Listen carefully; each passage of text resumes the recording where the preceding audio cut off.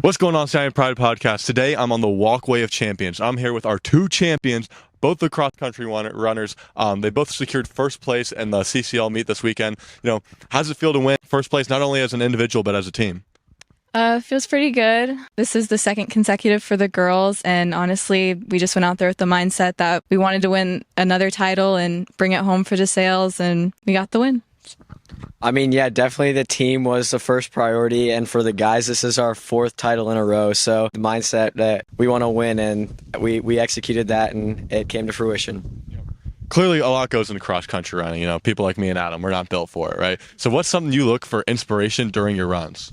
I've been running since I was in the third grade, so honestly, it's just a lot of training, over the summer, during the season.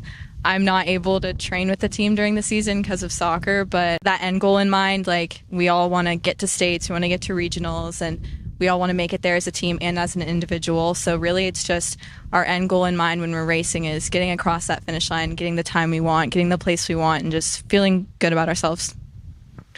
For me, it's really just racing there with my guys. I've been running since sixth grade, and I didn't join because I was good. I just joined because I wanted to be out there with my friends, and my inspiration is just my friends around me because we go out there and fight every day. Thank you. What's going on, Stallion Pride Podcast? We're here with two of the members of the girls tennis team. How was it to be able to send the Hawks home on your senior night? It felt pretty good. It was a good end to the season. It was a little bit sad because I was playing for singles again, and I was also playing another senior, and so I kind of had to send her home on her last match ever, which was a little bit sad for her, but it was happy for me, so it was all right. And I think Delaney also had a pretty good match, so... Yeah, it was definitely a great feeling destroying my last match, but I walked off crying because I was sad. How does it feel to be able to, celebrate your years here playing tennis with all the girls you were doing it with all 4 years here? I think it's been pretty great. We actually had nobody quit in our class from freshman to senior year, so I know that sounds stupid, but it was fun to be able to play with all of them all 4 years. I started playing tennis, playing doubles with Delaney, and I ended playing alongside her, which was really fun, and it was a good end to the season, a good close. And it was kind of fun because we all won 5-0, so nice clean sweep to end off. Yeah, it was definitely fun to get closer with all of the girls, and even Bridget joined the last season, so that was fun, and it felt good to win. Thank you. Oh, look at Bridget! Camaraderie! It's camaraderie! It's literally camaraderie! There's some great interviews there. Yeah, amazing. There's not much to say. As an end to one season, the girls tennis team, they had a great season. Yeah. Nice to have Liv mention that 5-0 sweep just for the last game there. Just finished out strong. Yeah, what a way to end your senior season, Oh yeah, and especially because all of them have been playing together for so long. It's sad to have it end, but to end on a 5-0 sweep, it's a pretty good way to end. It's a pretty good way to end. And for the cross country team, their season is still going to go. So we want to say good luck to them as they head into regionals. Both sides and individuals. What a great way to go through the CCLs. Congratulations. Yeah, congratulations. It's a great time to be a Stallion right now. It is a great time to be a Stallion. Talk about that win. Oh my goodness. The Watterson win. I was unfortunately not able to be there, but congratulations to them as well. The energy at that game, just the way the game played out, it's pretty incredible. Another reason it's a great weekend to be a Stallion, not only do we beat Watterson, Vaughn wins states. Vaughn wins states. Congratulations to Vaughn. Congrats to him. I've known Vaughn since 5th grade. He's always been working. Yeah. He deserves it. What's up, Stallion Pride Podcast? It's Adam in editing mode. And, just one thing we forgot. Congratulations to the Performing Arts Department over the weekend. Sold out show on both days. Great show. Congratulations. All right, I think that's all we have for the sports talk for this week. Yeah. So we have a very special segment, and we'll just roll right into that right now with some special guests. All right, guys, now we're blessed to have a little fun here. We're going to have a father-son episode. We have Mr. Kraker and obviously John Kraker here. The blonde bomber. The blonde bomber. Yeah, that's something that we wanted to ask you. Yeah, that leads what do you think into our about first John topic. there?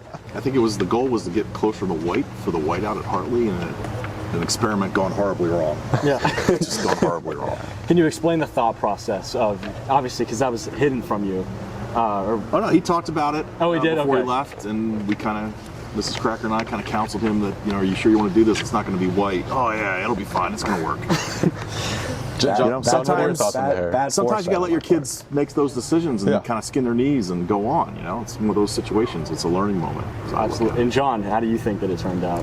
I mean, it wasn't the goal we were looking for. It's like a good conversation starter. Like, well, why'd you get to your hair? I'm just like, it was a whiteout. Yeah, it's a whiteout. It's a whiteout. I mean, you had to do it for the whiteout. It's the Stallion pride right Did there. it for the boys. Did it for the team. You know? He tried. Oh, and just to preface, we are going to have a draft. We know you guys love the draft between Anthony and I, so we're going to have a little host and co-host and father-son draft, Halloween candy draft towards the end here. And speaking of Halloween, has there ever been any, father-son Halloween costume ideas that have crossed your guys' mind before? I don't think we've ever done one before. I don't think we've ever done a father and son.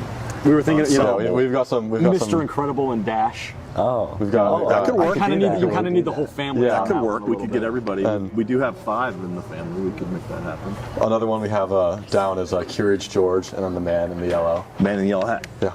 John was a big fan of that movie as a kid. He I love loved that Curious movie. George game too. All I know is that the song by Jack Johnson is just Upside Down. such a good That's song. an amazing song. Great song. Remy and Ratatouille.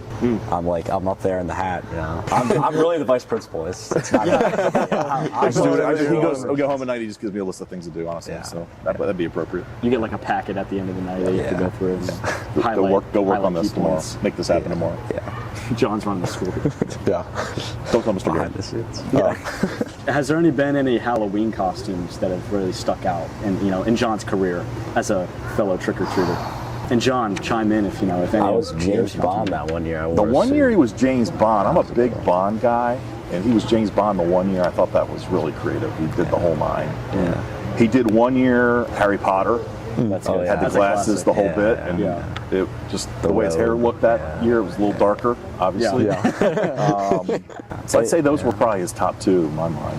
And didn't you do a Mando at one time, or no? I did Boba Fett. Boba Fett. Yeah. Yeah. Oh, Boba. He did a Fett. Boba. That was pretty good too. That was- Yeah. We had Adam, do you have any Boba Halloween Fett. costumes that stick out for you?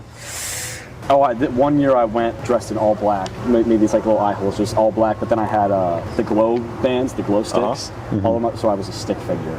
Because I was lit up, and I did that's a ring awesome. with the stick figure and everything like that. It didn't, it was a good idea, but everyone has their porch lights on, so then I would just kind of walk up, and I'm just. But when you're out on the street, When I'm out on the street, it's amazing. You're on Yeah. point, right? Yeah. That's a good. That's creative though. Props on that one. I was a big Adventure Time kid, so I dressed up as Finn from Adventure Time one year. That's good. I was Jake. No, You were Jake one year? Oh, my brother went as Finn, and I went as Jake. In the recent years, less trick or treating, more giving out candy. Got to bring the energy when you open up the door and act real excited whenever you're looking. Dude, there's some kids I look in the eye, and I'm like, we're in the same grade. So it feels a little weird that I'm giving you candy at this moment. And you're still out here working it. Yeah, I mean, I respect the hustle. You're still out here. Yeah. Well, when I'm giving out candy in that situation, I grade it based on the effort and the costume. Like if you showed up with the stick guy and all the glow sticks and the whole bit, you're gonna get a lot. You're gonna get a handful from me. The high school kid that shows up with the pillowcase and no effort in the costume, they're getting a onesie. That's another thing we had down we wanted to touch It's a on. John onesie. told us you and Mrs. Kraker have a fun way of giving out candy based on costumes. Yes, that's one of the key things that we do is evaluate costume creativity, especially on the older kids. I would come back and dump my candy, and they would give out the bad candy. The stuff that we knew the kids didn't like, we would kind of sort and recycle, if you will, and then start giving that out. We would use the least favorite pile to kind of fill in the blanks, if you will. The kids, when they were younger, his sisters, again, and him, called it the Magic House. They would always give out full-size candy bars. So that was like one of the first stops. They wanted to go there to make sure they got, and it was quality stuff. I'm not going to give away the draft board, but I'm just going to say quality stuff. Don't want to give up any picks. Don't want to give up any picks. Yeah, we have a house like that in our neighborhood. Like this is sweet old couple, and if you were there within the first hour, you got a full size. So that was always the first house. We'd skip the 3 houses in between just to see them and circle back. It's really all about strategy. What are you guys big on scary movies? We're not a big scary movie family. I like a good thriller. Oh, okay. I'm not really a horror movie guy. Yeah. Like, I've seen the original Halloween or stuff like that, but I don't make it a point to keep track.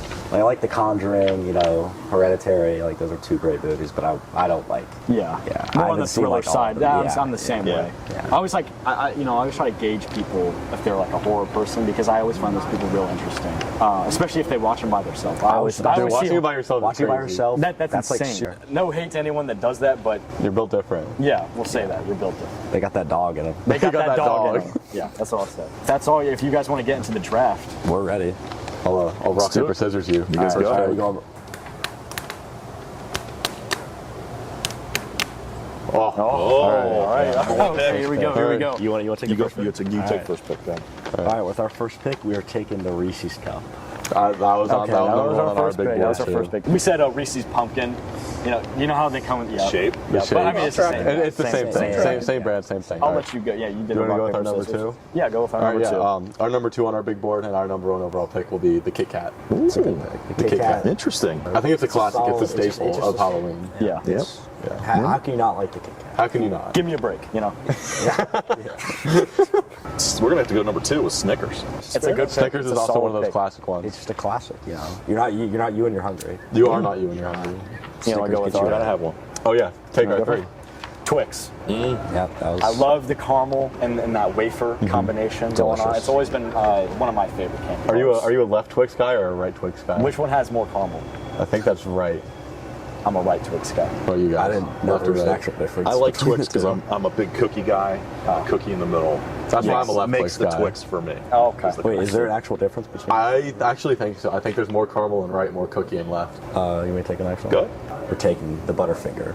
I am a dude. Wow. So Butterfinger's the bomb. we were on a field trip the other day, and we were gauging the crowd and what they thought on candies. And I'm a big Butterfingers guy myself, so I asked the bus what they thought about Butterfingers, and they didn't like it. Ooh. So yeah. I'm not a big Butterfinger guy, and I sided with the bus. I said, Anthony, Huge if we want to Butterfingers win over guy. the people, we can't put I'm Butterfinger. not loving the whole "Who Stole My Butterfinger" BFI thing they got going on. That campaign's pretty lousy, but the candy bar itself. It's amazing. It's pretty good. So this one we'll change it up. We're not going the chocolate route here. We're going to go with the Sour Patch Kids. Interesting. Switch it up. We've got so much chocolate already. We're gonna round out the team with a Sour Patch Kid. Going on that theme and changing it up in the spirit of that, which I applaud, is I'd probably go Skittles. Skittles Okay, is a yeah, good. Yeah, that's a good one. I respect That's a that. good one. Wait, I have one. All right, we can. It's not on our big board, but just. That was 4. I still think this goes. Oh, over I that. think you picked that, but I'm just. Okay, It's on there for later. We'll keep it in the dome. We'll keep it in the dome. Something we should have thought about. Yeah. So going down the gummy route, we're gonna take the classic Swedish fish. I love a good Swedish fish. Very good. Very tasty. Oh, love a good Swedish fish. Going with the the movie theater snacks, the peanut M&Ms. The peanut M&Ms Peanut are M&Ms. great. My Those are personal the- favorite. Seven. If you're allergic to peanuts, you're missing out. I'm sorry, but They're pretty good. We don't want to play the game of naming M&M flavors, so we're just going to keep it basic, keep it broad. We're just going to go just the classic M&M. Just the chocolate. The chocolate. Chocolate the M&M. classic one. Classic you M&M. put that in popcorn. They keep going back. Yeah, to as a good veteran player win. that I want on my squad. It's a win. With our next pick, we're taking the Starburst. Oh my Starburst. gosh. Yeah. At lunch, I feel like shout out Michael Dean. I always see Michael Dean eating the Starburst at lunch. Oh yeah. Yeah. So this wasn't even on our big board. Anthony, whispered it to me. We're gonna go with the Lifesaver gummies. Interesting. Ooh. Interesting. feel like a lot of I like the them. Lifesavers, but I can't say I've had the gummies before. The gummies really? are. I'm not gonna that is my go-to gas station snack. All right, each one more pick.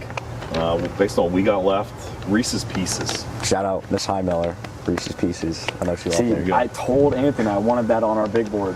13 is bold, but if it's received well, I think could be a game winner. It's a high risk, high reward pick. It's the caramel apple with Jolly Rancher sucker. You got that I've seen caramel, those. the Okay. caramel suckers, and on the inside it's got that Jolly Rancher. I feel like that's like everyone's favorite sucker. That's what I'm saying. All right, guys. Well, it's been a pleasure. Absolute This pleasure. draft, we'll see what the people have to say Yeah. about the.